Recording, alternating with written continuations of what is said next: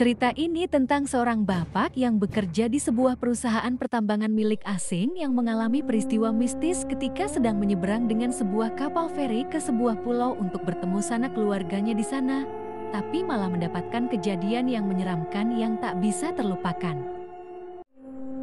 Kisah ini diangkat dari kisah nyata.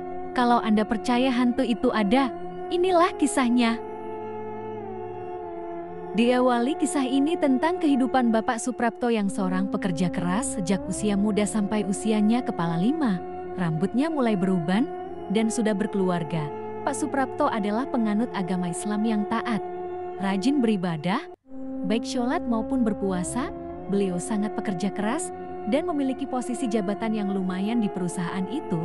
Pak Suprapto sangat baik dengan keluarganya, selalu harmonis dan nampak bahagia. Di siang hari itu, Pak Suprapto seperti biasa sedang bekerja di lokasi pertambangan itu.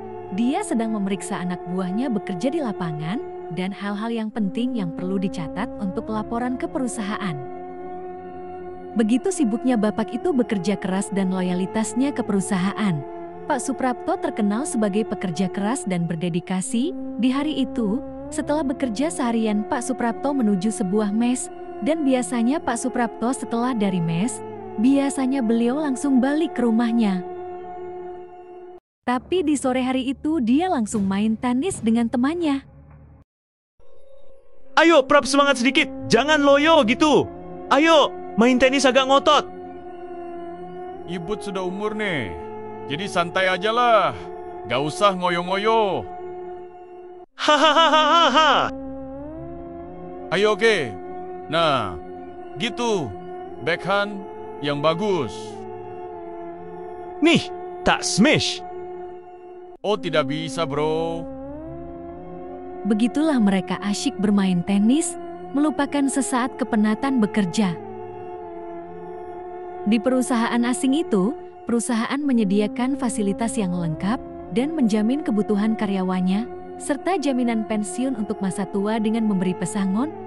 Biasanya Pak Suprapto kalau mau pulang ke pulau diseberang 2 kali sebulan untuk mengunjungi keluarganya dengan menumpang sebuah kapal feri. Tapi biasanya Pak Prapto naik pesawat, tapi kali ini tidak. Tapi Pak Prapto mempunyai jiwa petualang, suka menjelajah kemana-mana, apapun selalu dia coba, dan juga mempunyai jiwa pemberani dan suka menolong. Di lingkungan perusahaan Pak Prapto juga sangat dikenal banyak teman karena jiwanya yang supel dan pandai bergaul. Suatu ketika Pak Prapto mendapat saran dari seorang temannya, kalau nanti balik lagi naik kapal feri, naik aja Prap, sebuah truk, langsung ke pelabuhan. Suatu ketika di sebuah lapangan tenis di siang hari itu. Naik aja truk ke pelabuhan. Murah dan cepet juga. Kalau pas malam, karena gak ada kendaraan lain. Oke, Bud. Nunggunya di mana, Bud? Ala itu loh, di dekat perempatan biasa. Itu masih terus, nanti ada warung kecil pinggir hutan. Oh, gitu. Iya. Oke Bud, makasih sarannya, jawab Pak Prapto. Sekali-kali naik truk, jangan naik taksi atau mobil perusahaan.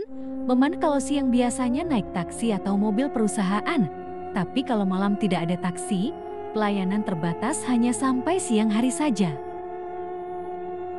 Medan jalan di lokasi pekerjaan sangat berisiko. Jalannya lewat hutan-hutan lebat dan belum ada penerangan ketika malam hari. Aspal jalannya rusak untuk beberapa lokasi dan jalannya tidak lebar dan berkelok-kelok, penuh tanjakan dan kadang curam. Hanya cocok bagi mereka yang suka berpetualang, seperti Pak Prapto. Kebetulan minggu depan Pak Prapto akan pulang ke pulau seberang, sesuai dengan schedule jadwal cutinya 4 hari kerja 4 hari day off atau libur. Perempatan pinggir hutan. Di hari itu kebetulan adalah jadwal cuti Pak Prapto. Pak Prapto menyiapkan beberapa pakaian dan oleh-oleh yang sudah disiapkan beberapa minggu lalu. Kemudian Pak Prapto memasukkan semuanya ke dalam tas dan ransel yang berisi laptop dan surat-surat, serta perlengkapan yang lain. Tak berapa lama Pak Prapto langsung pergi ke perempatan pinggir hutan yang diantar oleh ojek motor. yang memakan waktu sekitar 10 menit. Setelah sampai di sana, Pak Prapto pun membayar ojek tersebut. Kemudian Pak Prapto pergi ke warung sambil minum teh dan camilan berupa gorengan dengan maksud menunggu truk yang akan singgah di warung tersebut. Di warung itu, "Pak, mau makan apa? Ada nasi dan ikan serta sambal. Kopi, Pak. Ada gorengan juga." Iya Bu, makasih. Saya pesan teh dan gorengan aja. "Bapak mau kemana?" Mau ke pulau seberang Bu. "Kok malam-malam gini, Pak? Sendiri aja, Pak ya?" Iya Bu, saya mau naik truk. tak berapa lama setelah makan di warung itu, sebuah truk berhenti di warung itu. Truk itu mengangkut bahan-bahan bangunan yang akan dibawa untuk ke sebuah kota. Sesaat kemudian Pak Prapto pun naik ke truk itu dan langsung menuju ke pelabuhan. Sesampainya di sana, Pak Prapto pun membayar supir truk itu Rp100.000. Setelah membayar supir itu, nampak di ujung pelabuhan sebuah kapal feri telah datang. Jam menunjukkan pukul 11 malam. Cuaca di malam hari itu nampak cerah dan penuh dengan bintang-bintang. Kemudian Pak Prapto meninggalkan truk itu dan menuju ke kapal feri itu yang siap berangkat. Anehnya truk itu diam aja dan tidak ada gerakan sedikit pun. Artinya truk itu tidak naik kapal. Tapi apakah supir truk itu menunggu kapal yang kedua? Pikir Pak Prapto. Di malam itu, kemudian Pak Prapto mulai menaiki kapal feri. Kapal feri itu pun mulai berangkat ke kota tujuan. Kapal hantu. Di dalam perjalanan Pak Prapto langsung duduk di ruang penumpang. Tiba-tiba ada suara bisikan ke telinga Pak Prapto. Baca surat Al-Fil sampai tiba di tempat tujuan. Ia jawab Pak Prapto dalam hati. Setelah setengah jam perjalanan, Pak Prapto mulai memerhatikan kapal itu seperti ada yang aneh dengan kapal ini. Pak Prapto pun mulai naik ke dek atas dan melihat-lihat laut dan sekitarnya. Kemudian Pak Prapto menuju ruang kemudi dan melihat nakoda dan kapten kapal nampak diam dan datar saja. Aneh, pikir Pak Prapto lagi. Setelah Pak Prapto berada sedikit lama di atas, kemudian beliau pergi ke bawah dan duduk-duduk di ruang penumpang. Pak Prapto pun memerhatikan ada hal yang ganjil lagi tentang kapal ini, yaitu penumpangnya nampak datar dan tidak ada nampak aktif, tidak ada yang bicara, tidak ada anak kecil yang di kapal itu. Dia melihat ada beberapa truk dan bis serta mobil kecil dan sepeda motor yang juga berada di kapal feri malam itu. Memang penumpang tidak terlalu banyak. Pak Prapto pun berjalan-jalan di kapal itu dan melihat sebuah acara TV yang memang ditaruh di kapal itu untuk menghibur penumpang kapal dalam perjalanan. Semua penumpang nampak diam saja, tidak ada reaksi dan datar-datar saja. Mereka semua diam dan membisu, tidak ada yang bicara. Pak Prapto di kapal itu. Aku masih membaca surat Al-Fil dan masih terus membaca.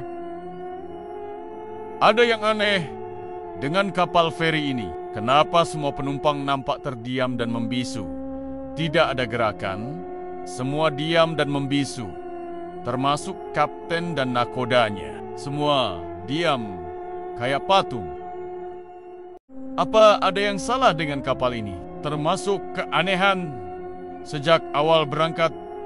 Kenapa truk yang saya tumpangi tidak ikut berangkat? Di dalam kapal feri itu, Pak Prapto terus membaca ayat-ayat doa. Tapi Pak Prapto tetap tenang. Dalam sisa perjalanan kira-kira 15 menit lagi, pelabuhan nampak di depan. Kapal seperti berputar dan sepertinya mengantri kapal yang di depan. Tak berapa lama kapal pun bersandar. Pak Prapto pun segera mengambil tas dan ransel dan pergi turun dari kapal feri itu. Dan setelah beberapa saat berada di pelabuhan itu, Pak Prapto tidak melihat satupun penumpang yang turun dari kapal itu dan truk maupun bis serta kendaraan yang lain juga tidak nampak keluar dari kapal. Pak Prapto pun menyudahi doa itu dan mengucapkan rasa syukur kepada Tuhan. Alhamdulillah aku telah sampai. Itulah pengalaman Pak Prapto menaiki kapal feri hantu. Semoga menjadi pelajaran untuk kita semua.